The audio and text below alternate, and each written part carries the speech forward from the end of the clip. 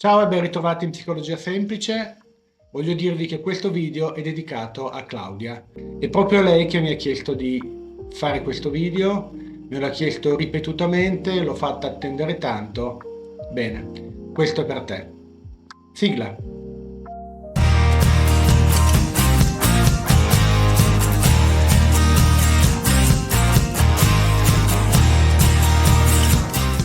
Molte persone mi dicono di non riuscire a perdonare, a dimenticare, a non portare dentro di sé una sorta di risentimento, rancore verso delle persone del loro presente o del loro passato.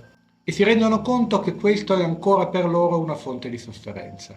E molte volte mi dicono: io non riesco a perdonare, vorrei perdonare, ma non ce la faccio. Bene, iniziamo ad analizzare le fonti di questo risentimento e capire cosa c'è dietro.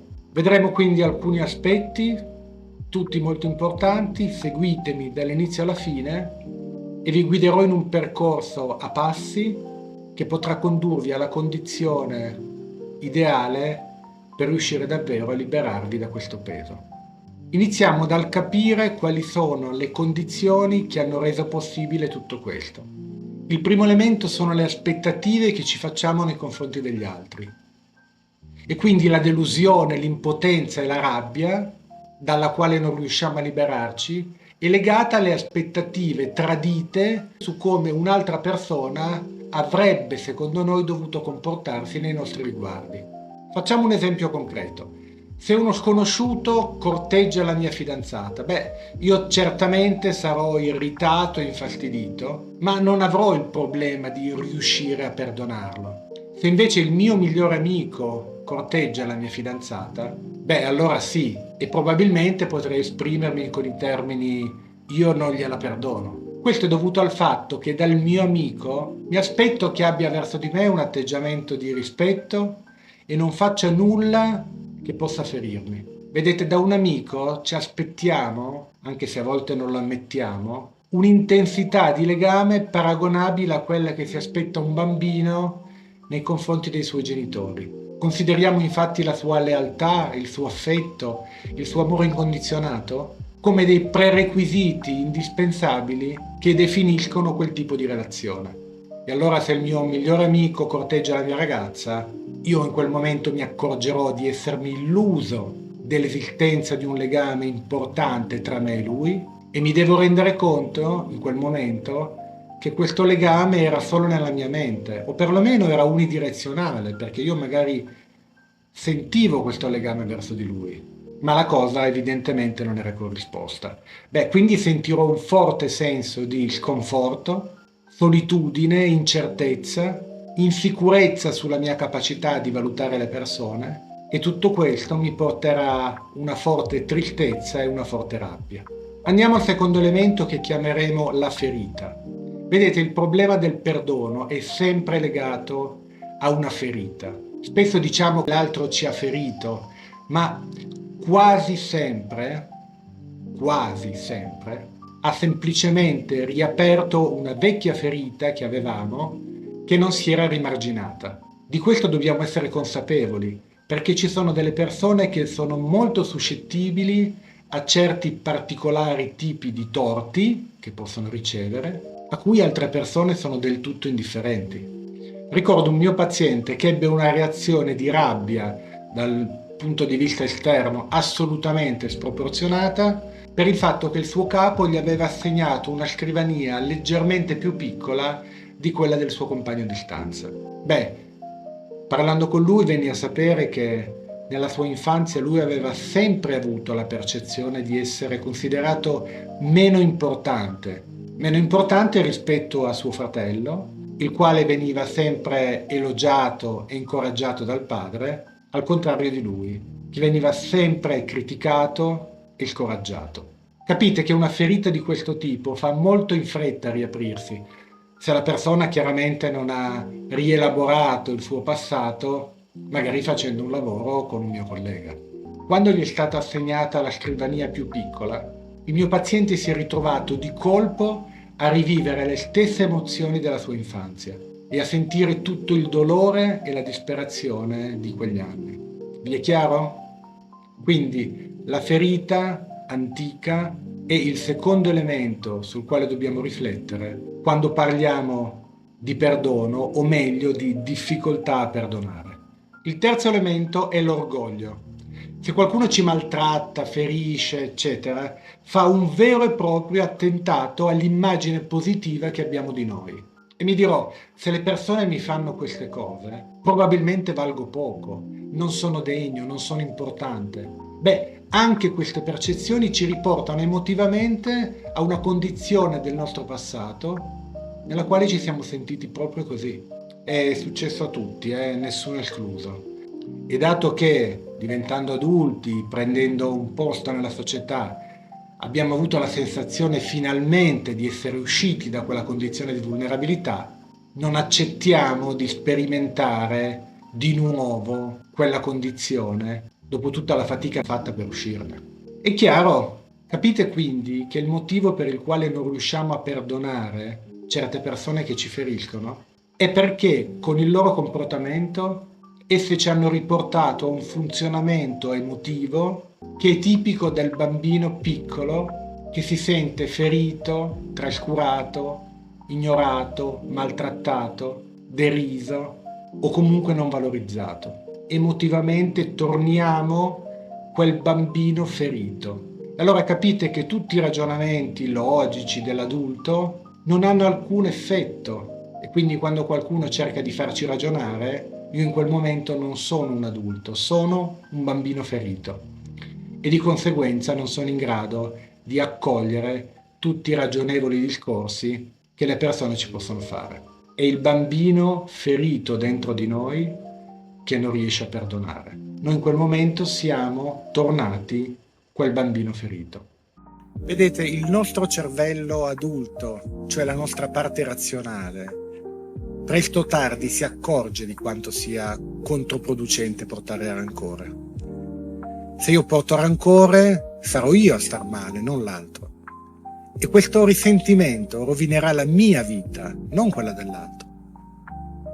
Inoltre continuerò a dargli il potere di rovinare la mia esistenza, la quale sarà quindi inquinata da quel sentimento.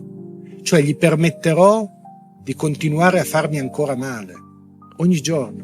Possiamo dire che tenere vivo questo rancore decreterà definitivamente la sua vittoria su di me. E chiaramente se ci pensiamo non siamo affatto contenti di questa cosa. E ci diciamo dovrei liberarmene. E questo risentimento continua quindi a vivere dentro di noi a meno che io inizi a coltivare dei desideri, delle fantasie di vendetta. L'idea è quella di ok, tu mi hai fatto del male, adesso io ti farò ancora più male. Non sarò io il debole. Tu mi hai colpito, ma io ti colpirò ancora più forte. Vedete, alcune persone coltivano per giorni, settimane, mesi, talvolta anni, fantasie di vendetta verso qualcuno che li ha feriti. Circa 10 anni fa lavoravo in carcere, parlai con un uomo che da 15-20 anni portava dentro di sé un fortissimo desiderio di vendetta verso suo padre. Se sapeste la sua storia, lo considerereste assolutamente comprensibile. Ma al di là di questo, ricordo che in un colloquio gli chiesi se aveva valutato l'ipotesi di perdonarlo.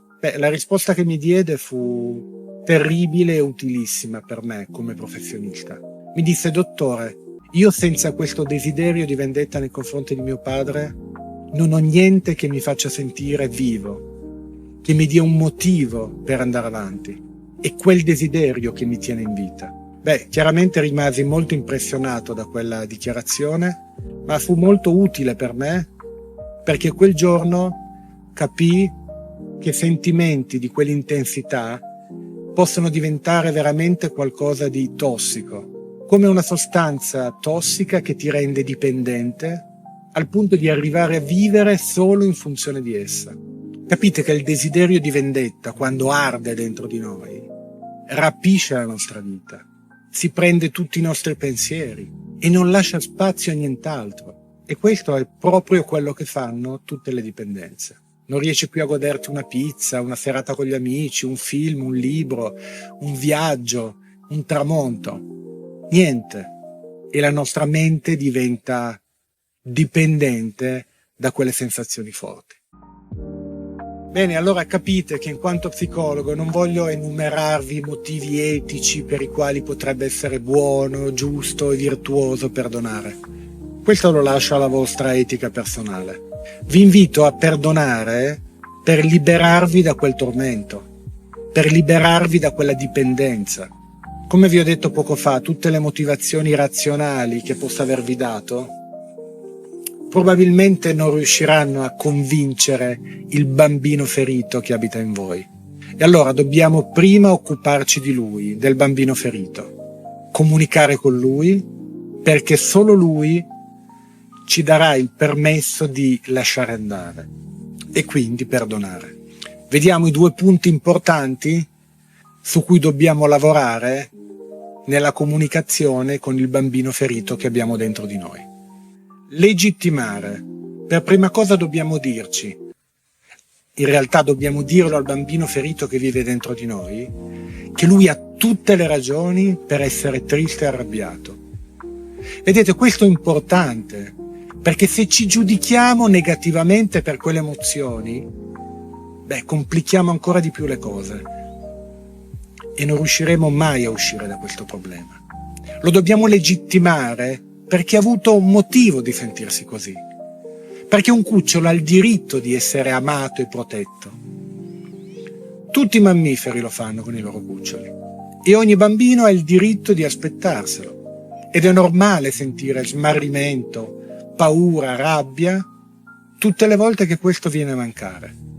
E se sentiamo oggi nella vita adulta queste cose, è davvero molto probabile che si tratti, come vi ho detto, di una vecchia ferita non riemarginata.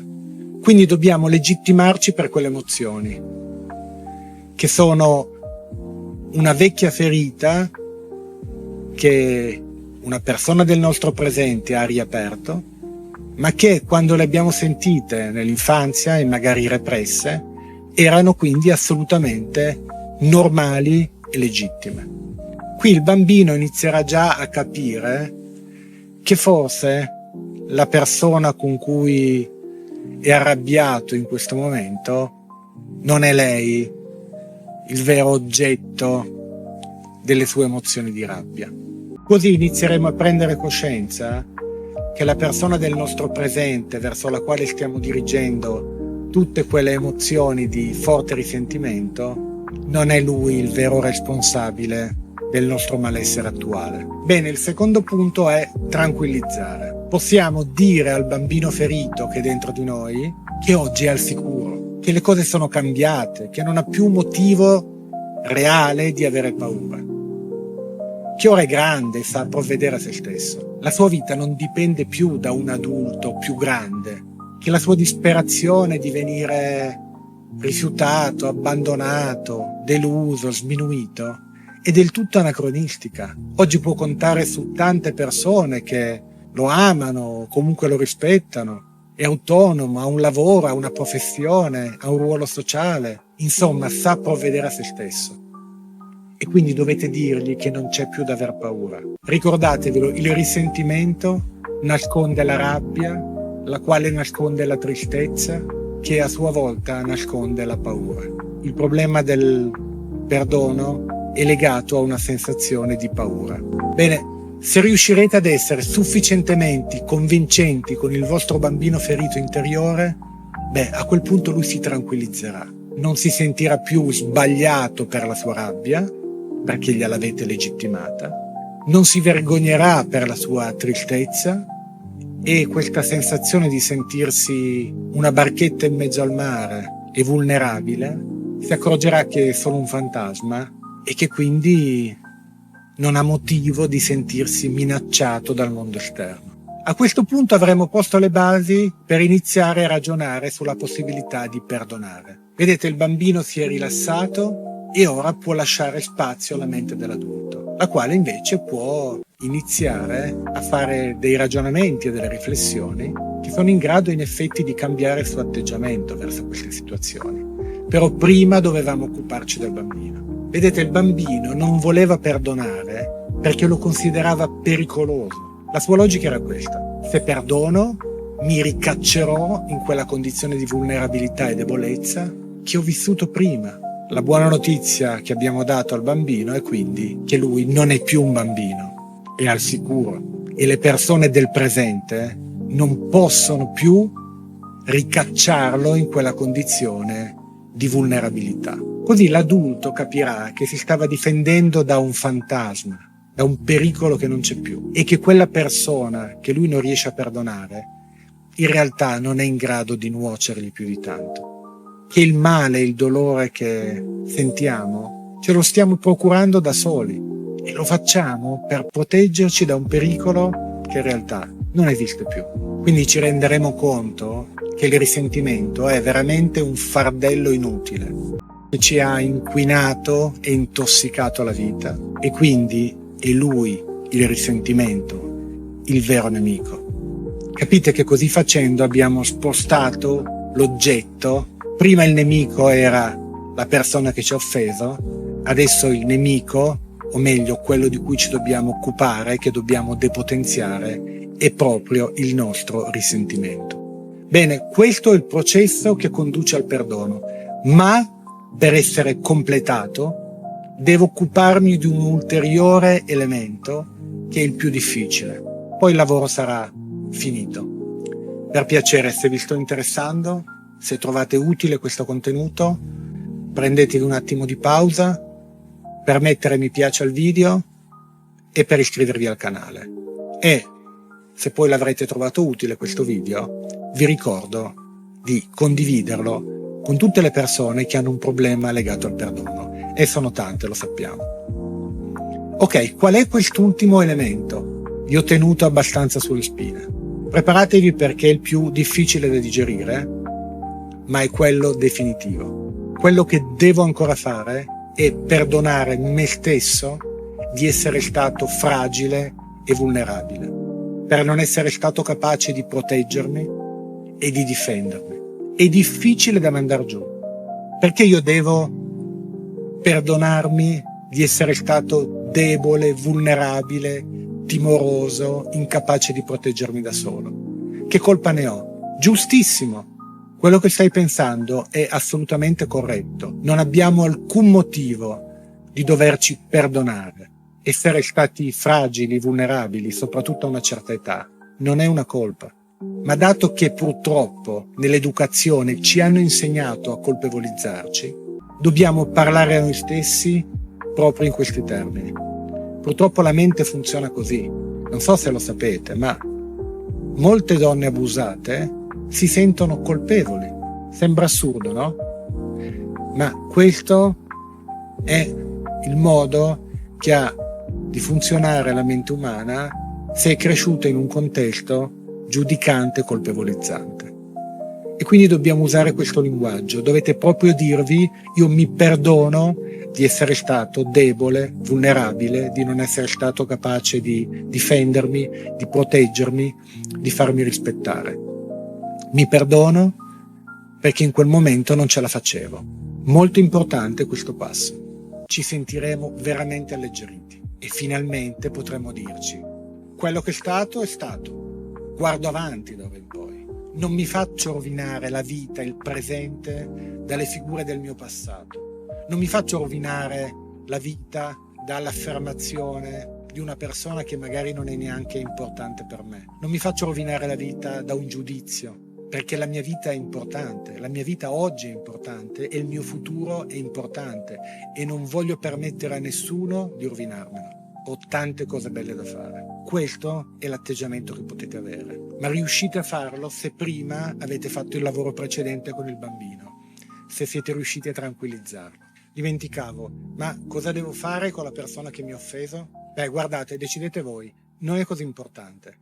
Se avete cambiato idea su di lei, se ha deluso le vostre aspettative, tenete una distanza diversa con lei. Accettate che lei non è la persona che vi aspettavate che fosse, accettatela per quello che è e tenete con lei il rapporto che vi va di tenere in questo momento. È semplice in effetti. Se è maleducato, infedele, irrispettoso, è un problema suo e non deve diventare un nostro problema. Ma quello che non dovete fare è cercare di convincerlo che avevate ragione voi. Non dovete cercare di farvi le vostre ragioni, perché se lo fate vuol dire che non avete fatto bene il lavoro con il bambino in precedenza.